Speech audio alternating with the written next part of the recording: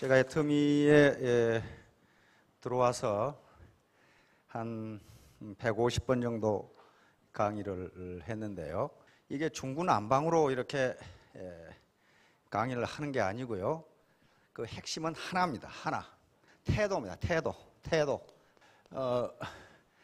그 중심 내용은 언제나 우리가 태도를 어떻게 가질 것이냐 하는 그런 문제입니다.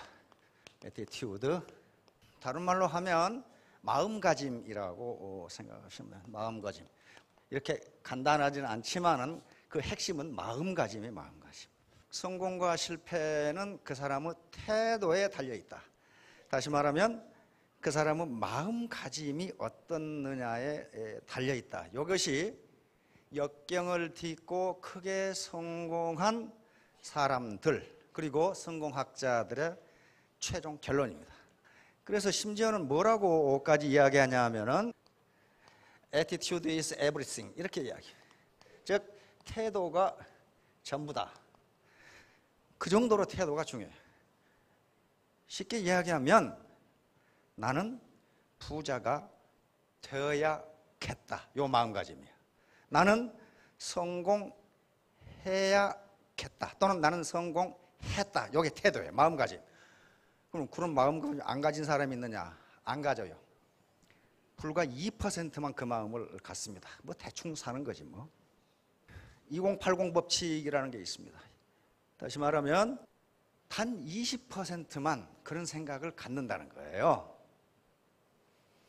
그럼 여기 계신 분들은 그 태도, attitude, 이 태도만 확고하게 가지면 성공하실 수가 있어요. 애터미 사업을 통해서 정말 attitude, 내가 반드시 성공하겠다고 하는 간절한 마음만 있으면 저는 100% 성공한다고 봅니다. 하는데 문제는 어디 있냐면은 네트워크 마케팅에 대한 사회적 인식이 굉장히 부정적이라는 거예요.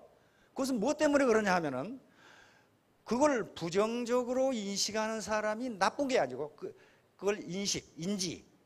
결국 그것이 부정적인 태도로 나오는데 그 나쁜 게 아니고 그 업계에 종사하고 있는 사람들이 그런 원인을 제공한 거란 말이에요. 우리 속담에 개처럼 벌어서 정성처럼 쓴다고 그러는데 개처럼 벌면 절대로 정성처럼 쓸 수가 없고 쓴다 하더라도 개 취급하지 정성 취급 안 해요.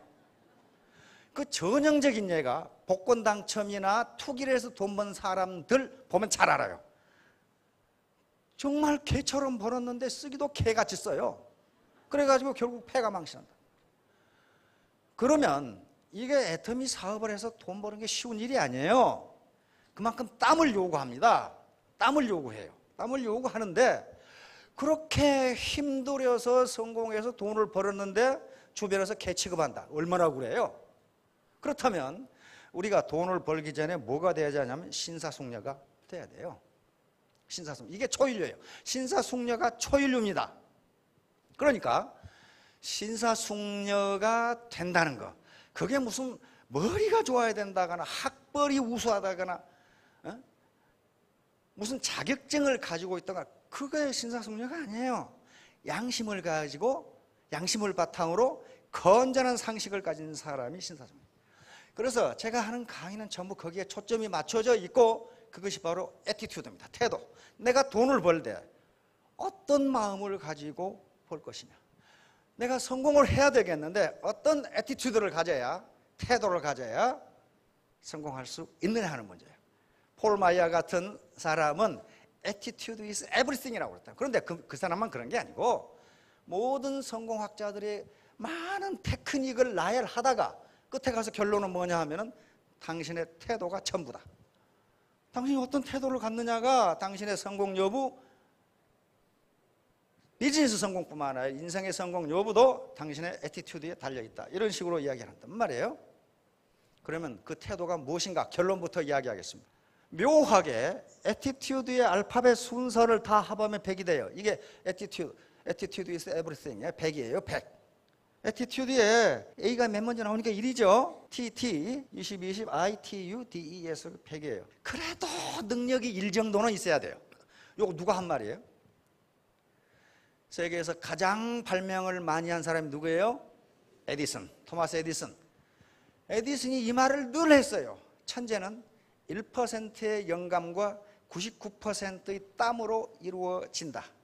천재란 단순히 일을 끝까지 해내는 인내력을 가진 사람일 뿐이다. 이거예요. 능력이 그래도 이런. 그러니까 무슨 말이냐 하면은 성공은 부모로부터 받은 선천적 능력이 아니라 자기 애티튜드, 자기가 먹은 마음가짐, 즉 노력에 의해서 이루어진다. 자, 두 번째 T는 트러스트나 신뢰. 비즈니스에서 특히 마케팅에서 가장 중요한 게 신뢰야. 우리 정정 회장님도 그래 놨더라고요. 사람이 돈을 잃으면 다시 벌 수 있지만 신뢰를 잃으면 그것으로 끝이다 그래 놨더라고요. 특히 네트워크 마케팅에서 신뢰는 굉장히 중요합니다. 절대로 거짓말하면 안 돼요. 조지 라드 같은 사람도 결론에 뭐라고 하느냐 하면 많은 그냥만 저서가 있어서 우리 시중에도 많이 번역도 나가고 베스트셀러입니다. 그런데 비즈니스, 다시 말하면 세일즈를 어떻게 하느냐 하는 테크닉을 많이 나열해놓고 결론은 뭐라 했냐 하면 결국 세일즈는 당신을 파는 것이다 그래놨어요. 당신이 파는 물건이 아무리 좋고 싸더라도 당신을 고객이 신뢰하지 않으면 당신에게서 물건을 사지 않는다 그랬어요. 왜냐하면 당신 말고도 다른 사람이 많기 때문이다 그래놨더라고요. 그거 맞죠? 맞잖아요. 당신 말고도 그 물건 파는 사람이 많은데 당신을 신뢰할 수가 없는데 어떻게 당신에게 물건을 사겠냐. 트러스트예요. 트러스트. 팀워크. 애터미 사업은 혼자 하는 게 아닙니다. 반드시 팀워크가 필요해요. 팀워크. 보통 사람들이 팀워크를 이룰 때 거기서 나오는 지성 또는 지능, 인텔리전스를 집단지성이라고 그럽니다. 그런데 학자들의 연구에 의하면 어떤 개별지성도 집단지성을 능가할 수 없다예요. 그래서 애터미 사업에서 여기 앞에 지금 올라왔던 로얄 클럽의 분들 계시죠? 내세울 만한 게 아무것도 없는 사람들이에요. 그래서 성공한 거예요. 내세울 만한 게 있던 분들은 자기 혼자 똑똑해가지고 떨어져 나갔거나 저 혼자 비실거리고 있거나 그래요. 왜? 그 개별지성이 1대1로 비교하면 그 자기가 똑똑하다고 생각하는 사람의 개별지성이 더 나아요. 확실히 똑똑해요. 똑똑한데 그것이 집단지성, 팀워크를 이룰 때 그 지성을 능가할 수가 없어요. 다음 인테그리티, 성실성이에요. 성실성. 인테그리티는 정직성과 성실성을 두 개를 합해놓은 겁니다. 성실하고 정직하지 않으면요, 누가 인식이 좋지 못한 네트워크 마케팅에서 물건 사겠어요. 그 다음 템퍼런스, 절제. 특히 아가씨, 또 아가씨 같은 아줌마들 2천 몇백 원짜리 치약 팔러 가면서 가슴이 이렇게 파지고 미니스커트를 입고 갔다. 그러면 그 고객이 말이죠, 치약에는 아무 관심이 없어요. 그게 절제예요, 절제. 이게 가장 중요해요. 유나이티드 하트, 합심이에요. 재심 합력이라고 적어졌어요. 유나이티드 하트. 마음이 하나가 되지 않으면 여기서 시너지가 나오질 않아요. 유나이티드 하트, 한 마음이 돼야 돼요. 왜? 이게 휴먼 네트워크니까. 사람으로 이루어진 그물망이에요, 이게. 그런데 합심이 되지 않으면 그물코가 떨어질 거 아니에요. 거기에 무슨 놈은 고기가 잡혀요. 잡히지 않습니다. 네, 때려져서 근면. 정중 회장님이 아예 그냥 화장실에 걸어놨던 말씀이 있어요. 소부재근, 대부재천. 작은 부자는 부지런함에서 나오고 큰 부자는 하늘이 내린다 그랬단 말이에요. 와, 나는 하늘이 안 내렸으니까 큰 부자 안 되겠네. 여기서 재천 할 때 큰 부자, 하늘이 내린다 그 말은 무슨 말이냐 하면은 남을 밥 먹여 살리는 걸 그렇게 이야기합니다. 다시 말하면 내 파트너들을 모두 성공하도록 만들겠다. 그게 재천이에요. 민심이 천심. 그 말 들어봤죠? 고대 동양에서 만든 개념 중에 중요한 개념이 천이라는 개념인데 이 천심이라는 개념인데 천심을 어떻게 하느냐 말이야. 천심을 알 수 있는 방법은 민심이 어떻게 돌아가느냐 하는 것이 있다라고 얘기한단 말이에요. 그러니까 임금에게서 민심이 떠나면 어떻다는 거예요? 천심이 당신을 버렸다 이렇게 보는 거예요. 그러니까 대부재천이라는 것은 큰 부자 또는 큰 성공은 나만 잘 먹고 잘 살겠다 그렇게 하면 안 된다는 거예요. 어떻게? 많은 사람을 먹여 살리겠다. 그러면 그 사람이 큰 부자가 된다는 거예요. 마지막으로 에티켓, 예절입니다. 예절. 무례하게 행동하면요 절대로 합니다. 그런데 무례하게 행동하는 게 어디서 나와요? 교만에서 나옵니다. 교만. 겸손하지 않으면 결코 에티켓을 지킬 수가 없어요. 특히 여자분들. 집에서 있는 대로 머리 흥클방클 해가지고 추리닝 입고 가시 말라 그런 거예요. 그 예절이에요. 얼굴을 만지는 것도 일종의 예절입니다. 아무렇게나 하고 나가는 것은 예절이 아니에요. 옷을 아무렇게나 입고 나가는 거 그거 예절이 아닙니다. 요거 ability, trust, teamwork, integrity, temperance, united heart, diligence, etiquette 이렇게 되면 성공합니다. 자, 그럼 앞으로 이제 조지라드로 넘어가도록 하겠습니다. 이 조지라드라는 사람 이름이 좀 우리말로 하면 좀 지랄 같지만은 왜 이런 이름이 나왔냐면 이태리 시실리계 미국 이민자예요. 저 사람은 저렇게 잘생기니까 성공을 했는가 보다. 그렇지가 않아요. 우리가 본받을 만한 사람이고 우리보다 조건이 훨씬 나빴던 사람이에요. 훨씬 나빴던 사람이에요. 이 사람은 자기 아버지가 이태리 시칠리에서 미국에 이민 온 사람인데 디트로이트 자동차 공장 아시죠? 거기가 공업지대인데 거기 석탄 야적장에서 잡부로 일이 있으면 하고 없으면 안 하는 그런 사람이었어요. 그러니까 집이 어때요? 무지무지 가난하죠. 무지무지 가난한 데다가 그 아버지가 술주정뱅이였어요. 술주정뱅이여서 계속 얻어맞았습니다. 아버지한테 계속. 그래서 8살 때부터 구두 닦기를 하면서 집안 생계를 책임진 사람이 이 사람이에요. 그래서 계속 어려서부터 아버지에게 계속 주워 터지고 폭언을 당했기 때문에 이 사람은 말더듬이가 됐습니다. 말을 제대로 못하는 말더듬이. 학력은 어떻게 되느냐? 학력은 고등학교 중퇴입니다. 고등학교 중퇴가 지가 다니기 싫어서 안 다니는 게 아니고 잘렸어요. 체육 선생님이 시칠리 촌놈이라고 놀려서 체육 선생님을 두들겨 패고 쫓겨난 그런 사람이에요. 그러니까 어려서부터 불량 청소년이었습니다. 계속 쌈만 하고 집에 오면 아버지한테 주워 터지고 욕먹고 학교 가면 학교 선생님한테 시칠리 놈이라고 멸시받고 그렇게 살았어요. 그래서 고등학교를 중퇴하고 사회로 나옵니다. 직업을 40여 가지를 전전을 하게 됩니다. 구두 닦기, 접시 닦기, 배달부, 추락 짐 실는 자벽부 등등 40여 가지를 전전하게 되는데 40여 가지를 전전한 이유가 계속 쫓겨나니까. 계속 쫓겨나니까. 왜? 맨날 쌈만 하거든. 결국 35살 때 보니까 마누라하고 애들이 굶고 있어. 거기서 정신이 번쩍 든 거예요.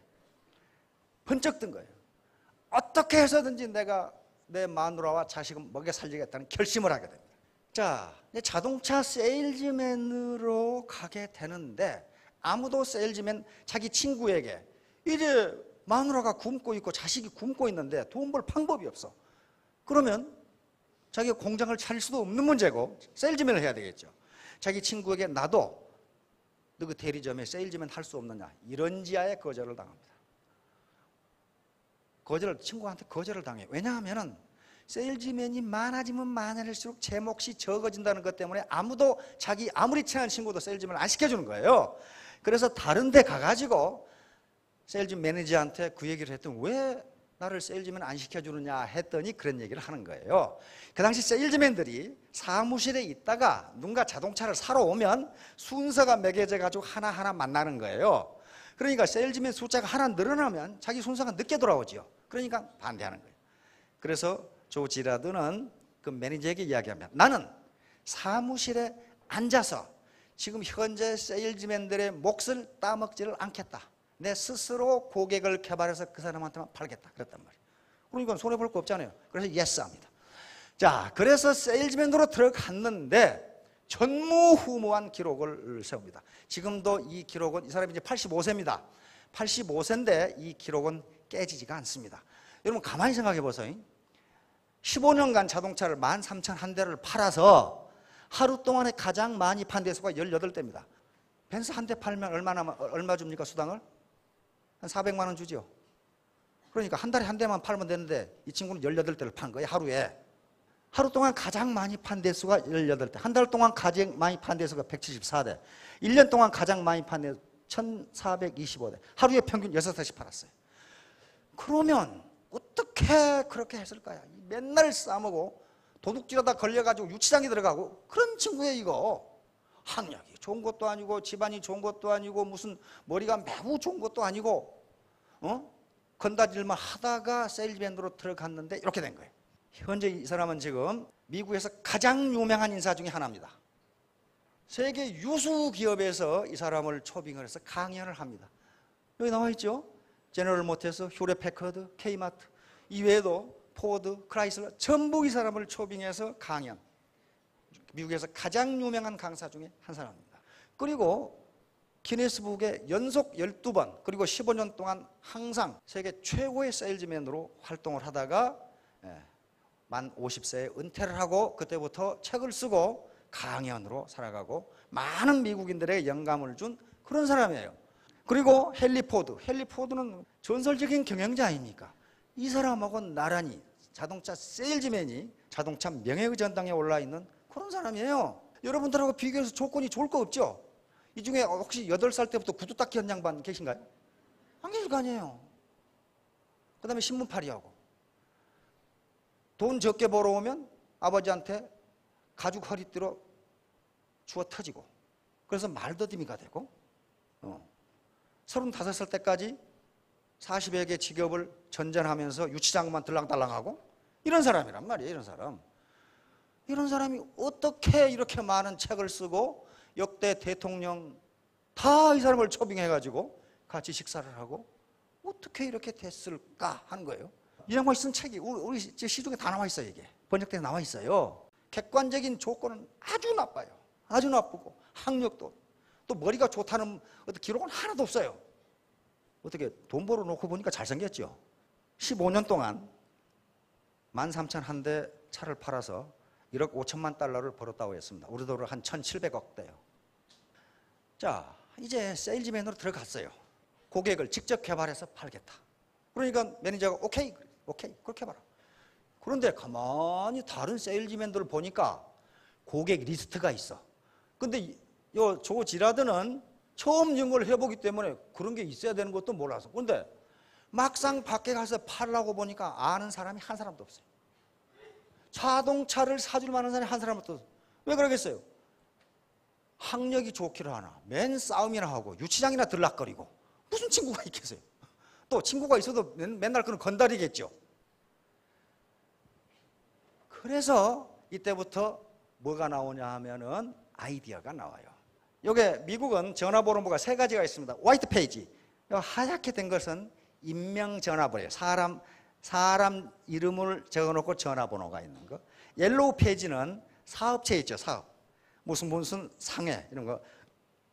그다음에 블루 페이지는 정부나 공공기관의 전화번호부예요.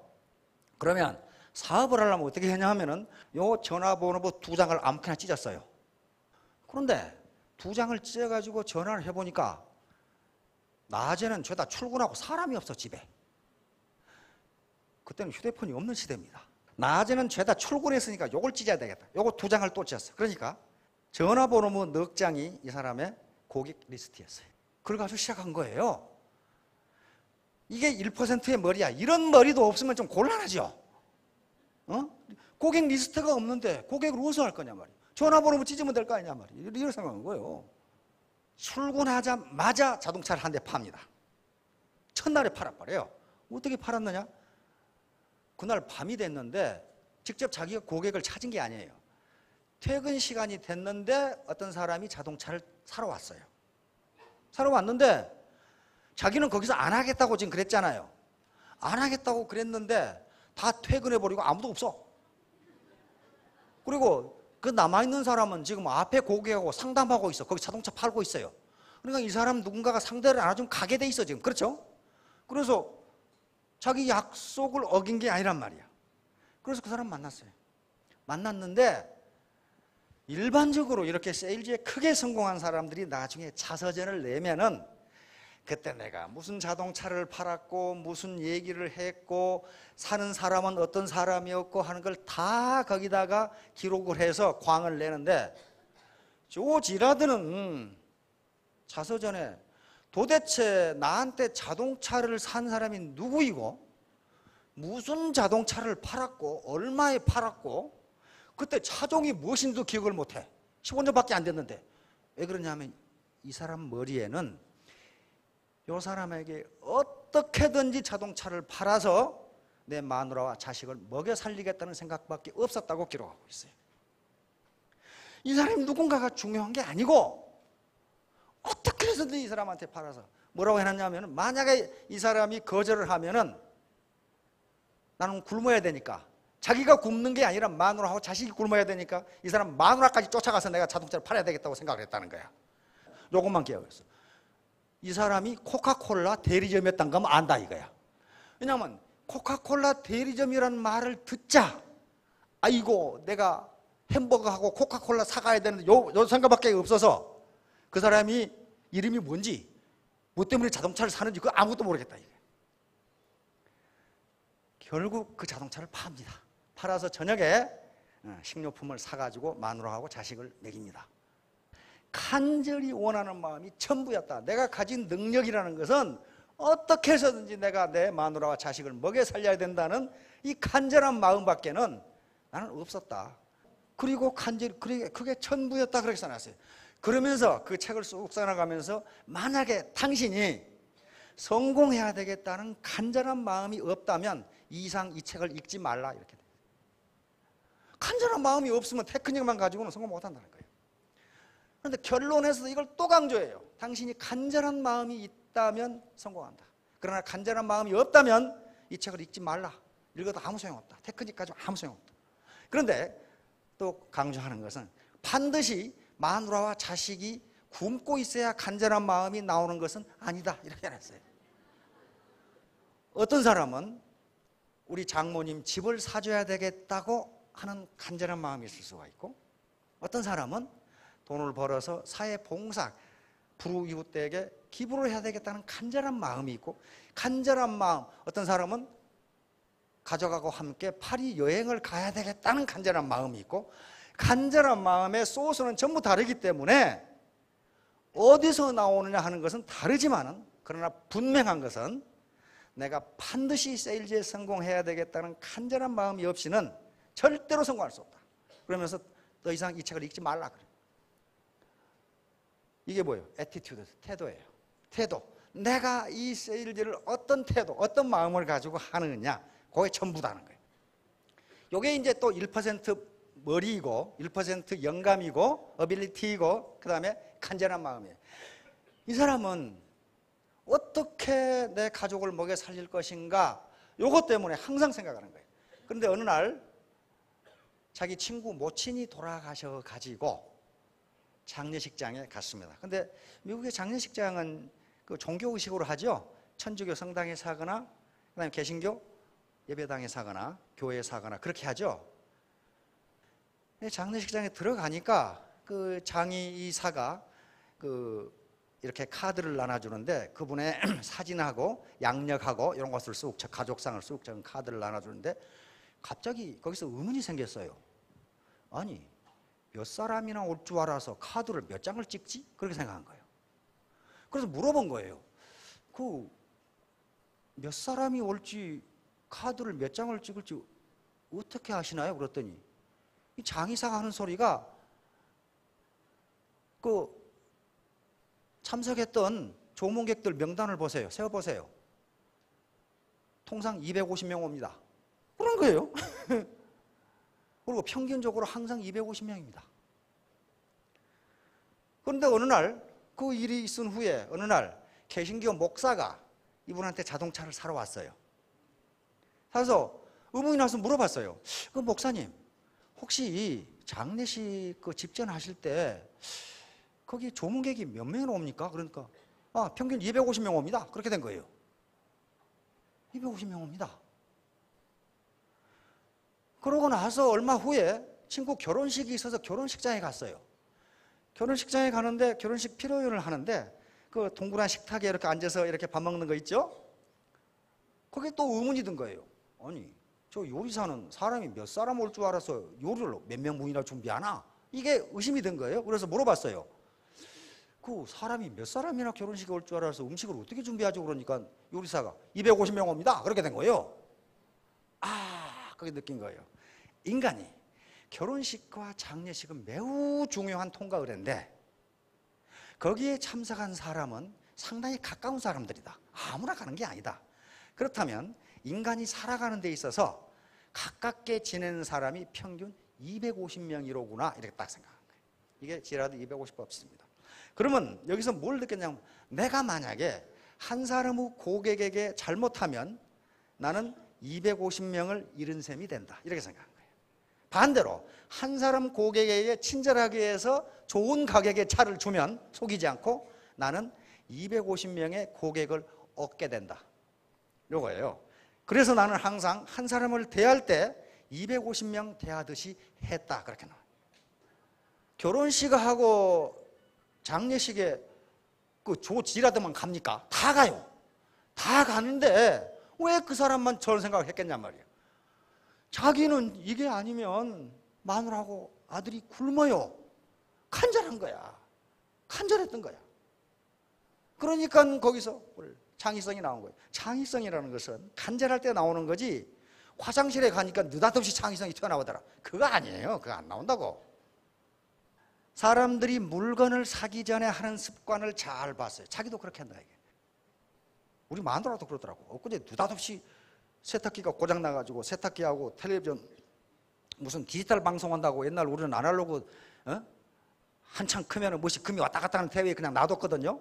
근데 그게 잘 안 나와서 텔레비전을 사다 놨더라고. 평면 TV를 보니까 전부 LG 거 사다 놨더라고. 그래서 이거 어떻게 샀냐 그러니까 이웃집 사모님한테 물어봤더니 LG가 좋다고 그래서 사왔는데요 그러더라고. 결코 그냥 가지 않아요. 그거 어디서 얼마 주고 샀냐를 물어보거든. 그러니까 이게 입소문 마케팅인데 사람들의 소비 행태, 구매 행태가 그러기 때문에 어떤 사람에게 잘못하면 거기서 사지 말라고 얘기한다. 고객을 과객으로 취급하는 사람이 많아요. 고객을 과객으로 취급하는 사람이 주로 많은 데가 어디입니까? 고객을 과객으로 취급 안 당해봤어요? 역 주변이나 버스 터미널 주변이나 관광지 이런 데가 보면은 음식도 형편없고 청결도 형편없고 사람 대하는 것도 불친절하고. 왜 그래요? 지나가는 과객이라고 생각하니까 저놈이 언제 우리 집 다시 오겠느냐 그러는데 그렇지가 않아요. 그렇지가 않아요. 저도 출퇴근을 몇십 년 했는데 10여 년 이상 했는데 꼭 먹는 집에서만 먹어요. 아침에 일찍 나고 저녁에 늦게 오니까 저는 먹고 가야 되거든. 그런데 우리 후배들이나 부하들에게 뭐라고 그럽니까? 야야 그 구역에 가면은 그 무슨 식당이 있어. 거기 괜찮아? 그렇게 이야기한다고. 또 우리 관광지에 갈 때 어떻게 합니까? 그쪽에 가면 말이죠. 그 부안에 가면 먹을 만한 식당하고 그 잘 만한 저 모텔이 있어요? 물어보고 가지. 그냥 가는 사람 없어요. 그게 무섭거든. 그러니까 모든 고객은 과객이 아니고 그 뒤에 250명이 있다는 걸 항상 기억하라는 거예요. 이게 바로 입소문 마케팅이에요. 입소문 마케팅. 네트워크 마케팅이 전형적인 입소문 마케팅입니다. 마케팅. 근데 입소문 마케팅을 이용하는 일반 기업도 많은데 그 경우에는 허위인 경우가 많아요.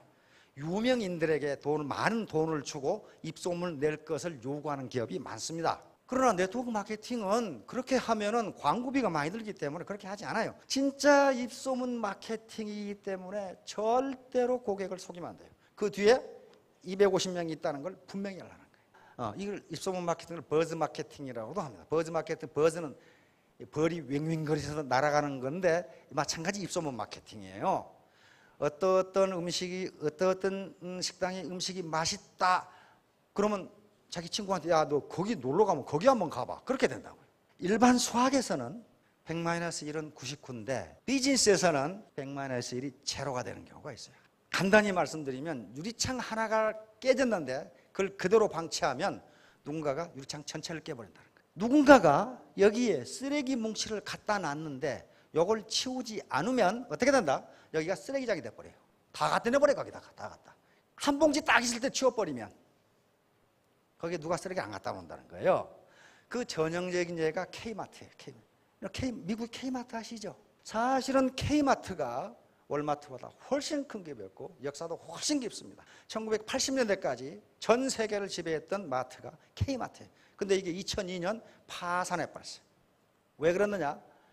성공에 도취해서 경영자들이 오만에 빠졌고 그 매장의 말단 직원들이 불친절했어요.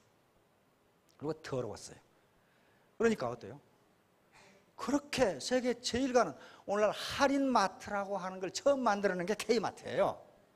근데 이게 2002년 파산해버려요. 이와 같이 공룡과 같은 기업도 조그마한 문제 하나 잘못 때문에 망해버린다. 그게 100-1. 조그만 거 잘못했는데 그게 제로. 망해버린 거예요. 그러니까 절대로 고객을 속여서는 안 된다. 조지 러도 그 책에서 계속 이야기하는 거예요. 절대로 속이지 마라. 고객이 속았다는 걸 안 다음에는 어떻게 되느냐? 계속 그놈한테 차 사지 말라고 계속 이야기한다 이게. 그 자식 사기꾼이라고. 이제 그럼 우리가 조지라도부터 뭘 얻을 수 있냐? 가장 중요한 게요, 간절히 원하는 마음이에요. 내가 어떻게 해서든지 성공을 해서 지금까지 고생했던 남편, 지금까지 고생했던 부인을 편하게 살게 해주겠다. 나는 우리 자녀들이 공부하고 싶다고 하면 학비는 내가 책임지겠다. 내가 우리 부모의 노후를 편안하게 모시겠다고 하는 간절한 마음이 없으면 뭐 성공하면 좋고 안 하면 그만이고 그렇게 해가지고는 절대로 성공할 수 없어요. 무엇이든지 간절하게 원하면 이루어진다는 게 이 사람의 결론입니다. 다음, 석세스, 반드시 성공하겠다는 이 마음이 있어야 됩니다. 이 정도도 각오가 없으면 안 된다 그 말이. 이게 이제 이론들인데요. 간절하게 원하면 이루어진다는 것은 무슨 누군가가 무슨 선언적으로 한 얘기가 아니고 하버드 대학의 로젠탈 교수와 로버트 머튼 교수 같은 분들이 이것을 자기 충족적 애언이라고 그랬습니다. 그리고 이것이 이루어지는 현상을 피그말리온 효과라고 그랬는데 원하면 원하는 대로 이루어진다. 많은 학자들이 나서가지고 이게 이론이 맞는가를 증명했는데 네덜란드라든가 영국 도처에서 실험을 했는데 다 맞다. 원하는 대로 이루어진다. 원하는 대로 이루어진다. 심지어는 로버트 머튼 교수는 그 예를 뭐라고 들었냐 하면은 록사나라는 여인이, 록사나는 여자 이름입니다.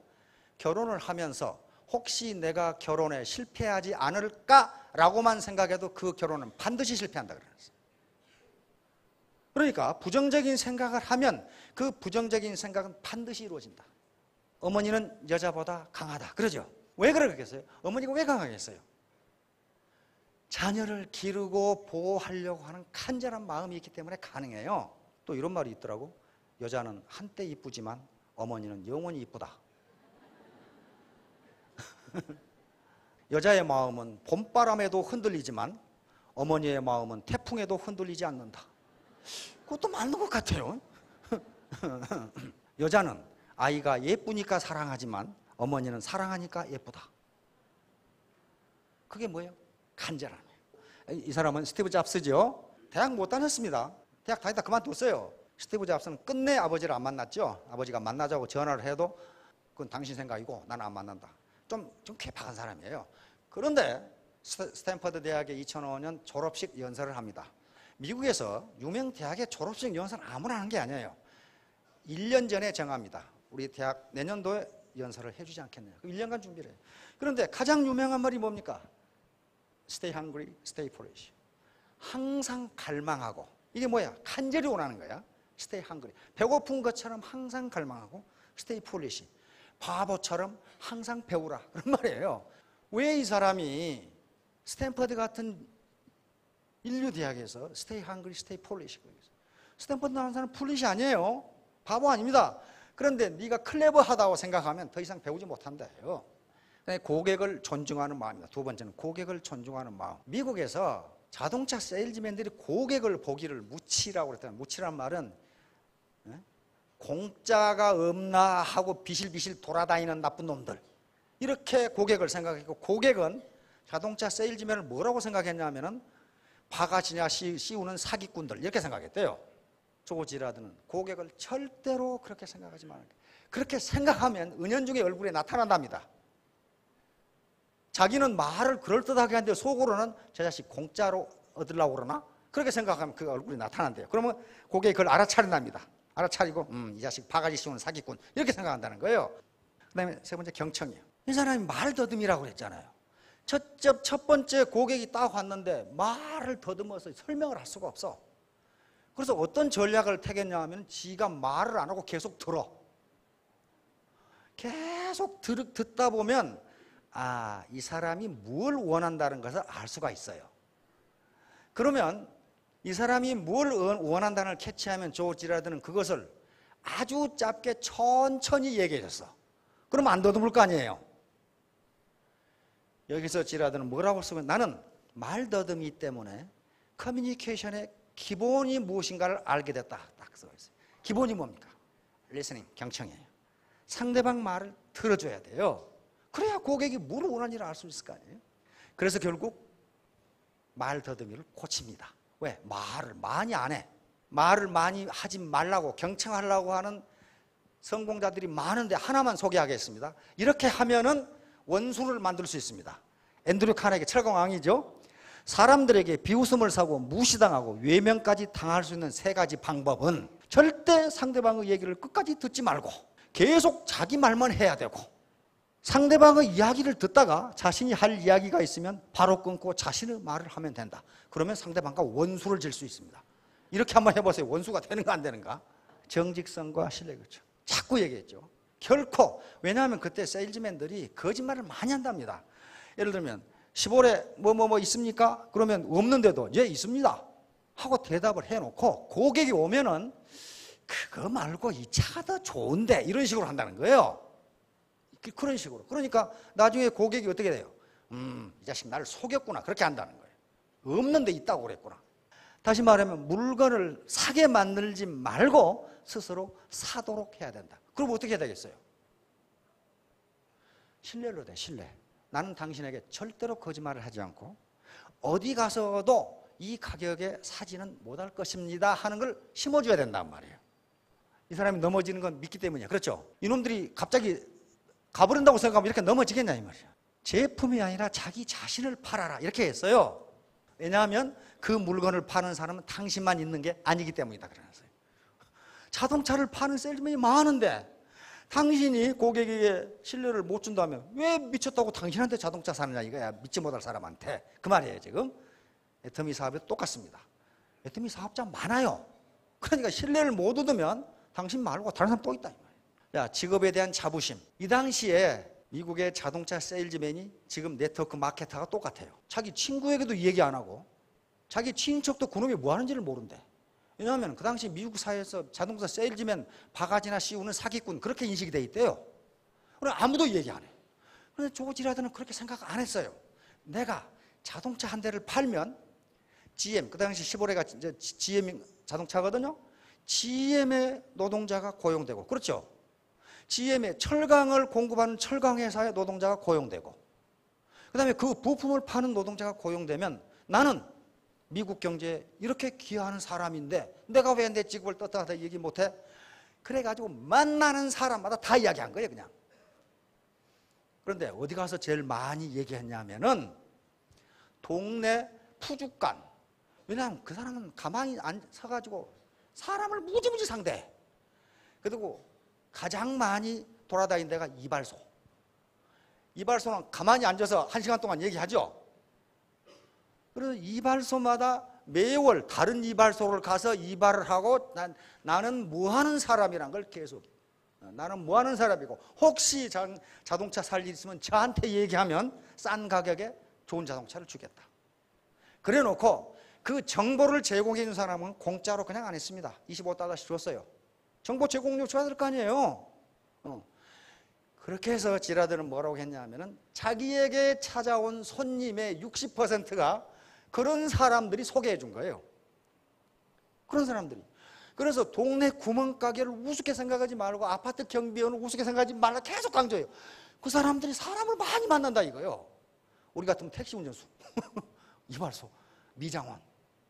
무슨 사람들이 아니라는 거예요. 이발소나 미장원은 고객을 의자에 앉혀놓고 계속 돌아가며 혼자 이야기하거든. 그렇죠? 그래서 그분들에게 자기가 별것 아니라고 생각하는 사람이 사실은 굉장히 중요한 사람이라는 걸 계속 강조해요. 그러니까 자기 직업에 대한 자부심, 떳떳함, 이걸 가지고 있으면 왜 말을 못하냐는 거예요. 왜? 생각하는 부지런함. 이 사람은 나는 부지런함을 강조하는 것이 아니다. 생각하는 부지런함을 강조한다. 다시 말하면 아까 예식장에 갔을 때 250법칙을 어떻게 발견하겠어요? 생각하니까 하겠단 말이에요. 그렇죠? 또 내가 이발소 가서 매혹을 돌아가면서 이발소로 바꿔야 되겠다 생각하는 거 아니에요. 그러나 그 사람 공짜로 이용한 게 아닙니다. 실제로 싼 가격에 차를 줬고 정보를 제공해주면 정보 제공료를 줬어요. 그리고 매일 자기 성찰을 했어요. 돌아와서 자기 성찰이라는 게 통상 이 사람이 하루에 고객 10명을 만났답니다. 10명을 만나면은 이 중에 50%가 자동차를 산답니다. 근데 그 말은 50%가 안 산다는 얘기 아니에요. 그러면 와서 반성을 했어요. 이 사람은 왜 나한테 차를 샀고 이 사람은 왜 안 샀는가? 내가 뭘 잘못했는가? 그걸 적었어요. 그래가지고 영 모르겠는 사람은 전화를 했어요. 전화를. 그 고객께서 저에게 차를 사지 않았는데 제가 초짜 세일즈맨이라 뭐 때문에 안 사셨는지 그 이유를 좀 가르쳐 주시면 고맙겠다. 그럼 또 다 설명해 준다네 또. 다 설명해 준다네. 그걸 노하우로 계속 적은 거. 아, 이런 경우는 이렇게 해야 되겠구나 하는 식으로. 그게 뭐예요? 생각하는 부지런함이에요. 생각하는 부지런함. 에이 채수대가리 자식, 그 자식 쌍판대기 보니까 안 사게 생겼더라니 이렇게 해버리면 안 된다는 거예요. 그러면서 하는 말이 지금 어떤 고객 중에는 신용불량자야 가지고 자동차를 살 수 없는 사람이 있다. 그러나 그 사람도 함부로 대하면 안 된다. 왜냐하면 나도 그랬다. 나도 신용불량자였고 맨날 유시장이나 들랑달랑 했는데 이렇게 성공하지 않느냐. 이 사람이 성공할 줄 누가 아느냐 하는 거예요. 그러니까 그 사람도 그 뒤에 250명이 있다는 걸 잊지 말라는 거 계속 강조합니다. 요 얘기예요. 내가 차를 많이 판 것은 내 능력이 뛰어나서가 아니고 부지런히 고객을 만났다. 부지런히. 그것밖에 나는 없다 그랬어요. 그것밖에 없다. 이 사람 노숙자였어. 노숙자였고 대학을 못 다니고 대학을 쫓겨났어요. 왜냐하면 돈이 없어. 그리고 셋집에서 쫓겨나가지고 길거리 노숙자가 됐는데 어느 날 갑자기 자기 앞으로 어떤 놈이 벤츠를 타고 가는 거예요. 그래서 깜짝 놀랐어요. 아니 어떤 놈은 세상에 태어나서 벤츠 타고 다니고 어떤 놈은 길거리에 자빠져 자고 이게 뭐야 이거 이렇게 된 거예요. 근데 이상하게도 이 사람도 말더듬이에요. 말더듬이어가지고 공짜로 할 수 있는 일이 뭔가 봤더니 보험 외판원. 보험 외판원 있죠? 미국엔 보험회사 굉장히 많습니다. 보험 외판원인데 57군데에서 거절당했어. 면접을 해보면 말더듬고 앉아있으니까. 여러분들이 인사부장이면 뽑겠어요. 보험은 이게 공갈을 잘 쳐야 되는데 말더듬이야. 학력도 형편없는 데다가 집안도 형편없고.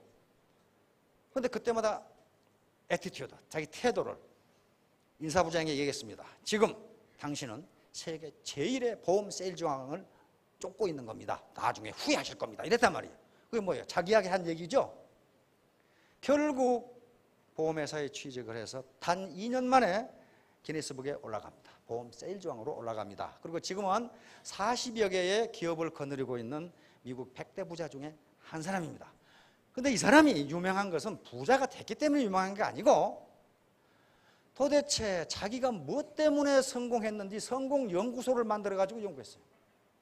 연구소 만들어 가지고 연구한 결론이 이것밖에 없어. 태도가 전부다. 그래서 이분도 그렇게 유명합니다. 많은 책을 썼고 우리나라에 많이 번역돼 나와 있어요. 결론이 뭐냐면 태도가 전부다. 당신이 그 일에 임하는 태도가 전부다. 테크닉은 간절한 마음과 그 태도만 있으면 나온다 그렇게 됩니다.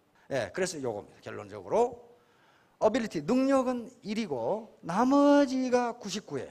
나머지가 99. 이렇게 하면 100%. 신사숙녀가 돼서 정승 같은 돈벌이를 하실 수 있을 겁니다. 자, 모두 크게 성공하시기 바랍니다. 감사합니다.